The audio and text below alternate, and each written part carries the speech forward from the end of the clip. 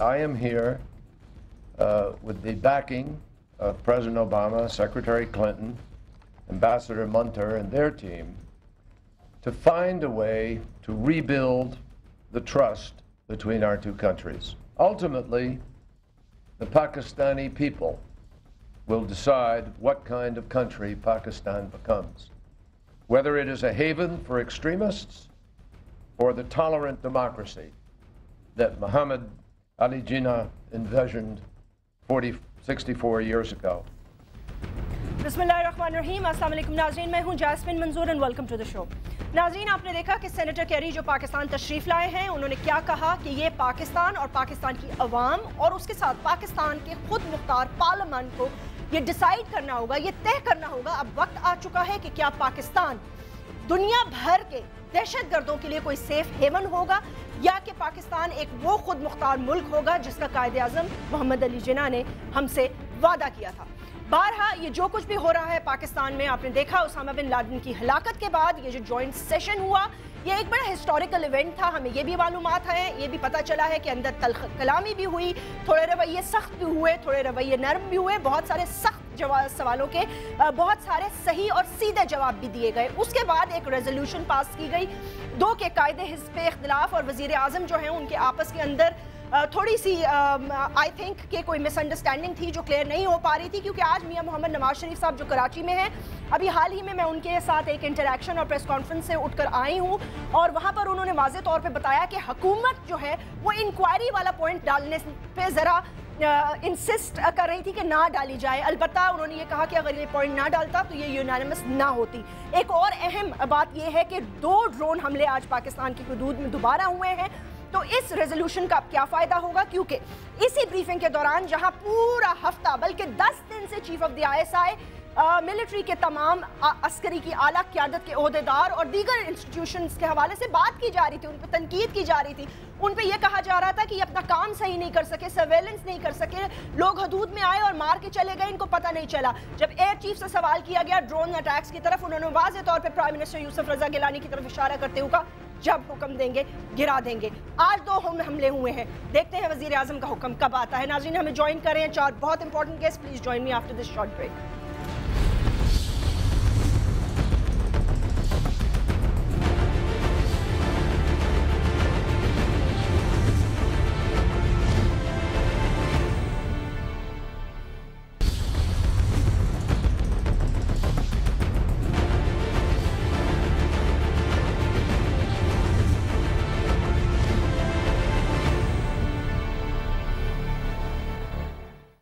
Welcome back नाज़रीन, we have a very extensive panel और मैं चाहूँगी कि सब गुफ्तगू में शामिल रहें, इसलिए मेरी आज रिक्वेस्ट ये होगी कि बहुत हसास मौजू है, सवालों के जवाब अगर शॉर्ट दें ताकि सबको मौका मिले। सो मैं सबकी तारुफ कराती जाऊँगी और सभी बहुत सीनियर हज़रात हैं, सो I am very grateful.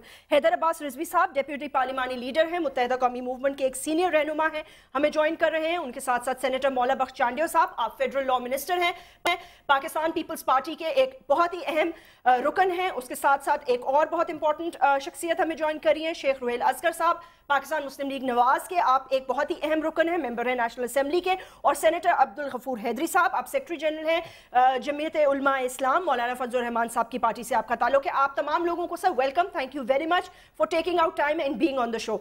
Coming directly to the questions, Haider Abbas Rizvi साहब बैक आज हुए हैं, जॉइंट करारदाद जो पास की गई जिसमें इतना देर बहस और मुबासा होता रहा और एक दूसरे के ऊपर मेरे ख्याल से हुकूमत नहीं शायद चाह रही थी इसमें इंक्वायरी की शिक डालना, मुझे नहीं पता, ये चांडियो साहब बताएंगे। मियां साहब ने अलबत्ता ये कहा, क्या रद्द अमल होगा अब पार्लियामेंट का, क्या रद्द अमल होगा वजीर आजम का? उन्होंने एयर चीफ को वाज़ेह जवाब दिया, जब चीफ ऑफ एग्जीक्यूटिव कहेंगे हम ड्रोन तैयारा गिरा देंगे। बिल्कुल ऐसी बात कही थी deputy chief of air staff Mohammad Hasan साहब ने, और सूरत हाल ये है कि ये पाकिस्तान यहाँ से पाक अमरीका ताल्लुकात के हवाले से एक इंतहाई नाजुक दौर में दाखिल हो गया है।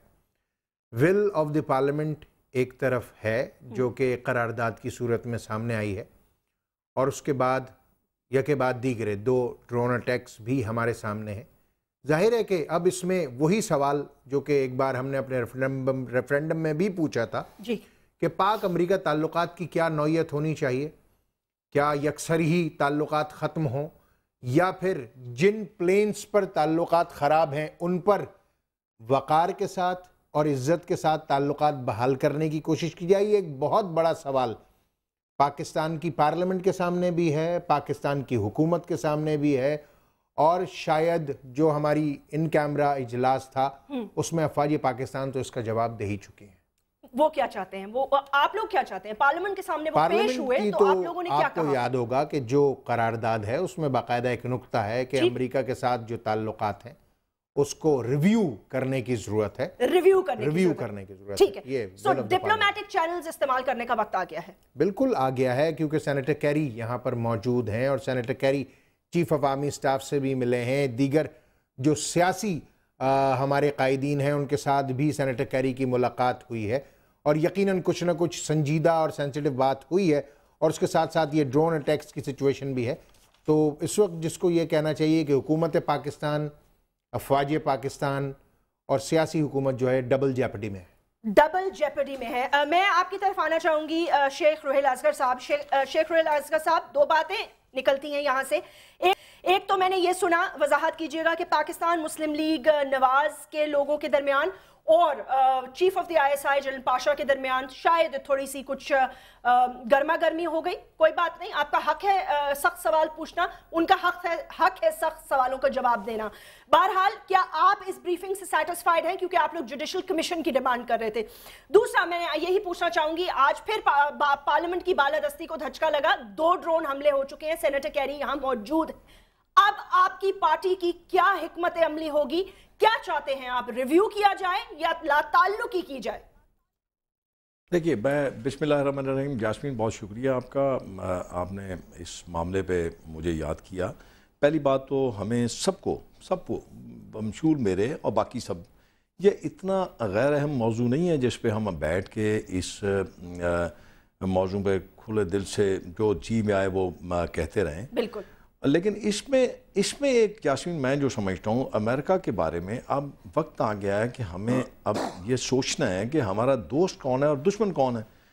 اب اگر آپ اپنی ماضی کی تاریخ اٹھا کے دیکھ لیں تو 60 سال میں آپ نے امریکہ سے کچھ حاصل نہیں کیا، چند ٹکے انہوں نے دیے آپ کو افہیم کا نشہ آپ کو لگا دیا، آپ کو مانگنے پر مجبور کر دیا، اور کبھی بھی آپ کو اپنے پاؤں پر کھڑے نہیں ہونے دیا، اور نہ ہی مضبوط ہونے دیا، اور نہ ہی وہ ہونے دیں گے آپ کو، کیونکہ یہ ان کے فائدے میں نہیں ہے۔ ان کے فائدے میں کمزور پاکستان ہے، کمزور پاکستانی معیشت ہے، اور کمزور پاکستان اس لیے کہ آپ ایک کمزور حیثیت میں رہیں گے تو آپ اپنے اٹامک جو آپ ایک طاقت سمجھتے ہیں اپنے آپ کو، آپ نہیں بن سکیں گے۔ اب اس سلسلے میں تھوڑا سا مجھے تھوڑا سا ایک شکوہ یہ ہے کہ اسامہ بن لادن ایک شخصیت تھی، ان کے ساتھ ایک القاعدہ ایک تنظیم تھی۔ آپ نے صبح اٹھ کے سب سے پہلے سوٹ پہن کے سامنے آ کے ٹی وی پہ، آپ کو شوق ہے، بلا شوق آئیے، آپ نے سامنے آ کے یہ کہنا شروع کر دیا اور دھمال ڈالنی شروع کر دی کہ یہ بہت اچھا ہوا ہے، انتہائی بہترین کام ہوا ہے، بغیر سوچے سمجھے کہ کون دھمال ڈال رہا تھا صبح؟ یہ چانڈیو صاحب آپ کو بتا دیں گے، میں اب کیا کہوں، اب یہ آپ کو بتا دیں گے۔ اس کے بعد آپ نے واشنگٹن پوسٹ میں صبح ایک آرٹیکل لکھ مارا کہ جناب یہ تو عظیم فتح ہے۔ اب دیکھیے، اس کا آپ نے بغیر سوچے سمجھے، اب امریکہ آپ کو یہ کہہ رہا ہے جی کہ ہم نے آپ کو اس سارے سلسلے میں شامل ہی نہیں کیا، تو آپ اتنے ڈیفینسو کیوں ہو گئے، آپ اتنے اطابلے کیوں ہو گئے، آپ کیوں ان کی گود میں بیٹھنا چاہتے ہیں؟ آپ جب وہ آپ کو شامل نہیں کر رہے، آپ سب سے ضروری تھا کہ آپ اپنے لوگوں کو اکٹھا کرتے، آپ اس ملک کے دوسرے صاحبان کو اکٹھا کرتے، ان سے بات کرتے۔ یہ بڑا نازک معاملہ تھا، آپ صرف اپنی حد تک آپ یہ امریکہ سے سوالات کرتے کہ ہم آپ کے دوست ہیں یا دشمن ہیں، کیونکہ آج تک تو وہ آپ کو یہ کہتا رہا کہ آپ ہمارے دوست ہیں یا دشمن، آپ ہمارے ساتھ کھڑے ہیں یا نہیں کھڑے ہیں۔ ہم ان کے ساتھ کھڑے بھی ہیں، اپنے ملک کو تباہ و برباد کر لیا، اپنے لوگوں کے لاشیں اپنی کندھوں میں اٹھائے پھرتے ہیں، ہمیں ہر داڑھی رکھنے والا شخص جو دشمن نظر آتا ہے۔ میں گفتگو کو تھوڑا آگے لے جاتی ہوں، اسی لیے کہ پھر آپ نے اس پوائنٹ کو آپ نے انڈورس کر دیا جہاں پر D G I S I اس اہم ترین بریفنگ کے درمیان میں صرف اتنا عرض کر دوں، جاسمین یہ سب سے بڑی بدقسمتی۔ جی سر، یہ واضح کر دیجئے گا کیا میں صحیح فرما رہی ہوں کہ D G I S I نے یہ فرمایا کہ اکاؤنٹیبلٹی جو ہے وہ تمام لوگوں پہ پھر آتی ہے، جی اس پارلیمان اور اس حکومت پہ آتی ہے، صوبائی حکومت پہ آتی ہے، میں وہی آپ کو اچھا جاسمین، میں وہی آپ کو گزارش کر رہا ہوں، چانڈیو صاحب بھی وہاں بیٹھے تھے، میں بھی وہاں بیٹھا تھا، حیدر عباس بھی بیٹھا تھا، اور غفور حیدری صاحب بھی وہاں بیٹھے ہوئے تھے۔ اس ساری تقریر میں سوتنوں کی طرح کوسنے، اس میں کہیں کہیں غم و غصہ، اس میں کہیں کہیں گلے شکوے اور دبے لفظوں میں کہیں کہیں دھمکیاں. اور یہ باتیں اب یہ باتیں اچھی نہیں لگتی. میں یہ کہتا ہوں کہ میں نے غلطی کی ہے تو میں غلطی کرنے کے بعد سر کون کس کو دھمکا رہا تھا اور کون دبے دبے الفاظ میں غصہ کر رہا تھا؟ جو میں تو دھمکی نہیں دے رہا تھا نا، جو وہاں پہ پریزنٹیشن دے رہے تھے وہی انہی کی باتیں کر رہا ہوں نا، میں انہی کی باتیں آپ کو سنا رہا ہوں. ٹھیک ہے، بات کلیئر. اب جاسمین بات یہ ہے، دیکھیں اب میں آپ کو اوکے یہی بات JUIF نے بھی کی کہ جی چیف پاشا صاحب جو ہیں وہ تلخی سے بات کر رہے تھے، یہی کہنا چاہ رہے ہیں نا آپ؟ اب میں وہی آپ سے کہہ رہا ہوں نا کہ اب دیکھیں ایک چھوٹی سی مثال دیتا ہوں میں آپ کو. ایک چھوٹی سی مثال آپ اپنے سامنے رکھیں. جب یہ ہماری عسکری قیادت یہ کہتی ہے کہ امریکہ نے ہمارے ساتھ ہمیشہ دھوکہ کیا، اب ذرا دھوکے کی ذرا داستان سن لیجئے. 1965 کی جنگ میں دھوکہ کیا، 1971 کی جنگ میں دھوکہ کیا، 9/11 میں امریکہ نے ہمارے ساتھ دھوکہ کیا. تو آپ ذرا غور کیجئے کہ ان سارے ادوار میں حکومتوں میں کون لوگ موجود تھے؟ ایوب خان تھے، یحییٰ خان تھے، پرویز مشرف تھا، ضیاء الحق تھا. بھئی ہم لوگ تو بیچارے اپنے اقتدار کو طول دینے کے لیے ان کے لیے استعمال ہوتے ہیں. آج بھی آپ وہاں پہ اور بھی دو گیسٹ ہیں نا، ان کا موقف بھی لے لیتے ہیں، پھر آپ کا point of view is quite clear. اور اس بریفنگ کے تھرو مجھے یہ بھی پتا چلا ہے کہ چیف آف دی ISI نے یہ بھی کہا کہ every person was accountable. Please مجھے کریکٹ کر دیں تاکہ میں آگے جاؤں. انہوں نے کہا کہ حکومت بھی اکاؤنٹیبل ہے، تمام ادارے اکاؤنٹیبل ہیں. اوکے ٹھیک ہے جی. چانڈیو صاحب آپ نے گفتگو سنی ہوگی شیخ روحیل اظہر صاحب کی. اچھا روحیل اظہر صاحب کا جو کہنا ہے وہی میاں نواز شریف صاحب کا بھی آج کہنا تھا، اور وہ بھی عسکری قیادت سے بھی ذرا ناراض نظر آ رہے تھے، اور انہوں نے کہا میں نے بجٹ لانے کی بھی بات کر دی، اس پہ بھی وہ ناراض ہو گئے. تو اس میں کوئی ایسی بات نہیں ہے. بہرحال ان کیمرہ بریفنگ کے بعد میں یہ سمجھ رہی تھی کہ آپ سب لوگوں کی آپس کی تلخیاں اور جو مس انڈرسٹینڈنگز ہیں وہ دور ہوں گی. یہاں تو مجھے لگ رہا ہے کہ مس انڈرسٹینڈنگز بڑھ گئی ہیں. میں آپ کی بات کو لے کر ہی بات کرنا چاہتا ہوں. یہ پوری قوم کی خواہش تھی، جو آپ کی خواہش ہے، کہ اس اجلاس کے بعد جب متفقہ ریزولوشن آیا ہے تو اس کے بعد ہم سب مل جل کر اس ریزولوشن کی ساکھ رکھیں گے، اس ریزولوشن کو طاقتور بنا کر اس پر کچھ عمل درآمد کرائیں گے. لیکن مجھے بڑا افسوس ہے کہ ابھی روحیل شیخ صاحب تو MNA ہیں، میرے لیے انتہائی محترم ہیں، میرے بھائی ہیں، لیکن میاں نواز شریف صاحب اس ملک کے بہت بڑے لیڈر ہیں، اور جو کہتے ہیں کہ آنے والے وزیر اعظم بھی وہی بنیں گے. اس کو بھی چھوڑیں، اللہ کو پتا ہے کہ کون بنے گا، لیکن 2 بار وزیر اعظم رہ چکے ہیں. ان کی سنجیدگی کا کیا یہ انتہا ہے کہ ایک متفقہ ریزولوشن کے بعد اس قسم کی باتیں کیا زیب دیتی ہیں کہ جہاں پوری قوم متفق ہو گئی، اپوزیشن، اسمبلی میں موجود پارٹیاں، افواج پاکستان سب متفق ہو گئی، اس کے بعد ایسی مایوسی کا ماحول پیدا کر دیا ہے کہ آپ کو بھی کہنا پڑ رہا ہے کہ اس ریزولوشن کے بعد جہاں تک یہ فرما رہے ہیں کہ ہمارا رویہ بڑا برا ہے، تو میں کہتا ہوں کہ ماننا پڑے گا. 60 سال سے پاکستان کی پہلی حکومت سے لے کر آج تک جو بھی حکومت آئی ہے ان کے ساتھ کوئی مثالی تعلقات نہیں رہے سوائے مارشل لاؤ کے، امریکہ کے. اتار چڑھاؤ یہ رہا ہے اس تعلقات میں، لیکن رویہ سب حکومت کا امریکہ کی طرف اسی انداز کا ہے کہ پاکستان کے حالات ہیں.